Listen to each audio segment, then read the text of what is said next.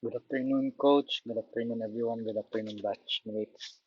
Uh, Nagre-review lang po ako sa naging trade setup ko last kahapon.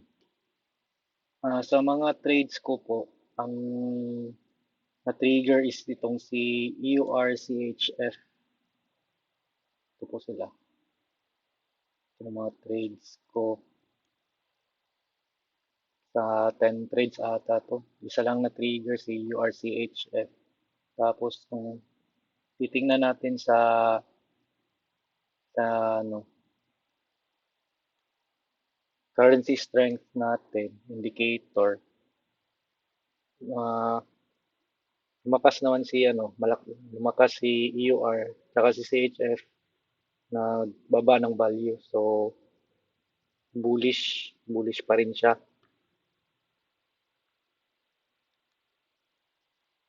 Tapos kung titingnan natin sa heat map, EUR CHF bullish pa rin siya pero hindi siya ganong kalakas. Tapos po, titingnan natin dito sa currency strength ni Baby Pips. CHF humina kasi EUR lumakas nga ito sa 1 day, sa 1 week. Sa 1 week, EUR malakas pa rin. May show signs of strength na bullish pa rin siya. Si CHF, hina pa rin. Mahina siya dito. Tapos, sa natin, sa risk on, risk off, EUR, CHF, yun nga, ito, indicated sa risk on, risk off meter, bullish pa rin siya. Tapos sa Forex Factory, hmm, titingnan natin sa last week, I mean for this week, price settings. Kanina may news ata yan, ito si CHF, tapos inaabangan ko rin ito si UR. Mamayang mga 6 ata to 6 to 7. Ano to? May may high impact news for this week sa mga tinrade ko is si lang, AUD tsaka si UR. UR ngayong Thursday. Ito, baka close ko na yung trade ko sa ERCHF by Thursday. So, kung bullish nga yung kung titingnan natin yung yung chart. Kanina, ito po yung naging entry ko. Dito banda, tapos yung SL dito banda dito. Tapos inadjust ko na po kasi nakita kong may may may nabuo ng structure of support dito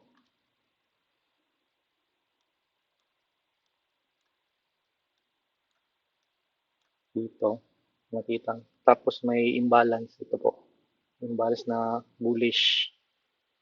Hinintay ko pong mag-breakout siya sa resistance na to. Kaya bago ko in-adjust yung SL ko from here to here sa baba ng support na to. Sana nga po magtuloy-tuloy ng umakyat. Ah, Yun po yung naging update ko sa ngayon.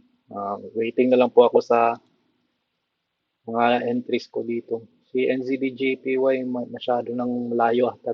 Pero may nakikita na akong parang humina siya. Baka bumaba to.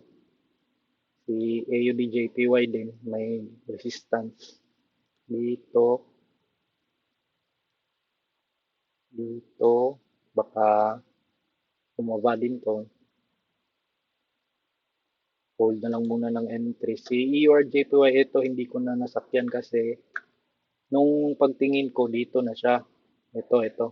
Yung pagwawa dito. Tapos, inisip ko mag-stop order kaso parang hindi siya dun sa gameplay hindi siya akma. Kaya hindi na lang ako nag-entry. Tapos dito rin si NZD CHF malakas ata si ano ngayon si NZD kaya masyadong malayo. Ewan ko lang kung bababa pa to. Si AUDCHF din. May entry din ako dito banda sa 0.5. Kaya malayo na din. Pero may resistance. Baka may sign of retracement. Baka bumaba siya. Na-trigger tong mga entries na hindi ko na-trigger. Hindi na-trigger ni market. Yun lang po muna sa ngayon, coach. Salamat po.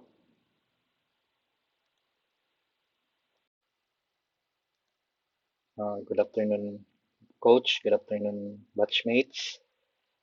Update lang po sa naging trades ko for this week. Sa ngayon po may dalawang ongoing trade up ko. Tapos may isang waiting. Itong si NZD CAD. Yung dalawang ongoing trades ko is si EuroCAD tsaka si Euro CHF. Itong si Euro CHF is nakapag nung Monday pa to na trigger tapos nakapag na ako secure ng profits.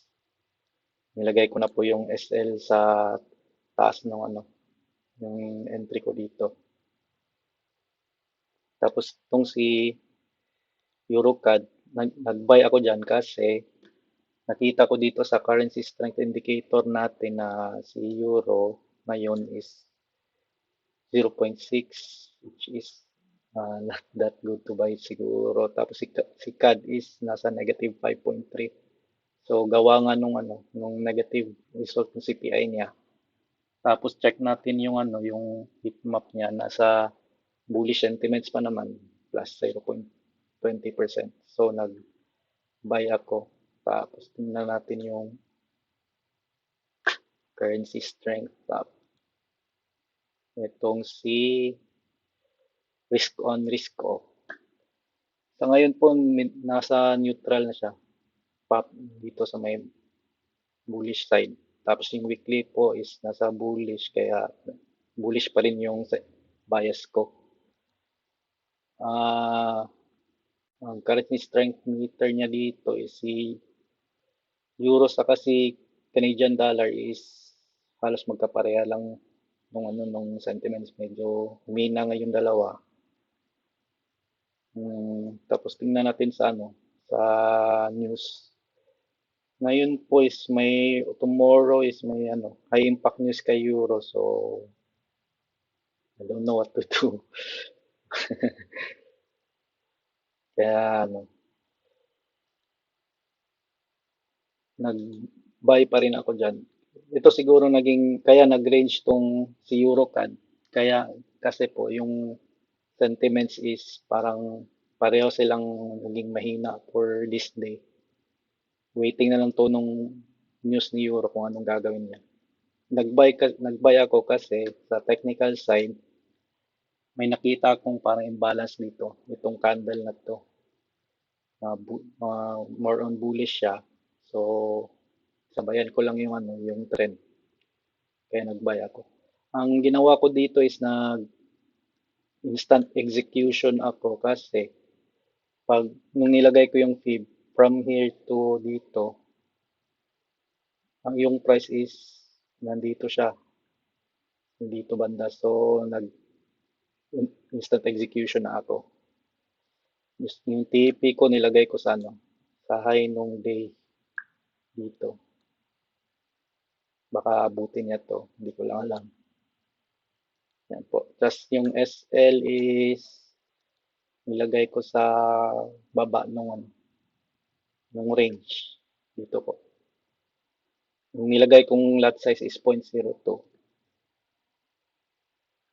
Yan. Tapos yung sa NZD CAD, since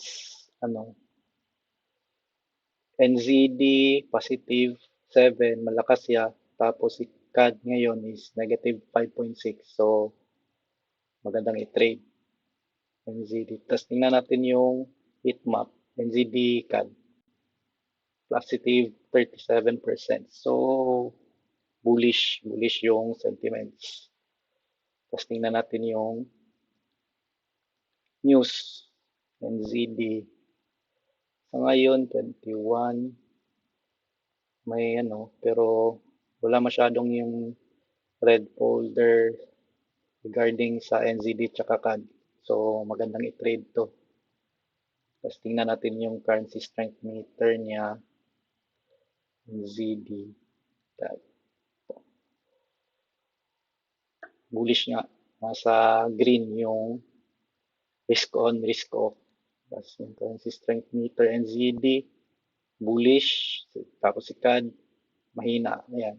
So, bullish. Confirm. Tapos tingnan natin. Nung pagtingin ko dito is may nakita akong imbalance itong candle na to.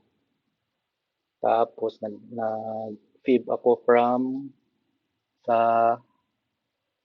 itong zone na nilagay ko is yung daily resistance yan.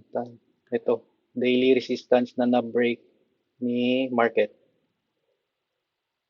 Tapos naglagay ako ng fib sa from here to dito. Tapos nag-entry ako sa may 50% 0.02 lot size. Tapos naglagay ako ng SL dito banda, mga 56 pips. Ano to? Tapos yung TP ko is nilagay ko sa recent na ano. Ito, yung sa day. Pero parang masyado na ata mataas. Pero sige lang. H1. Yan po yung naging trades ko for this week. Thank you po.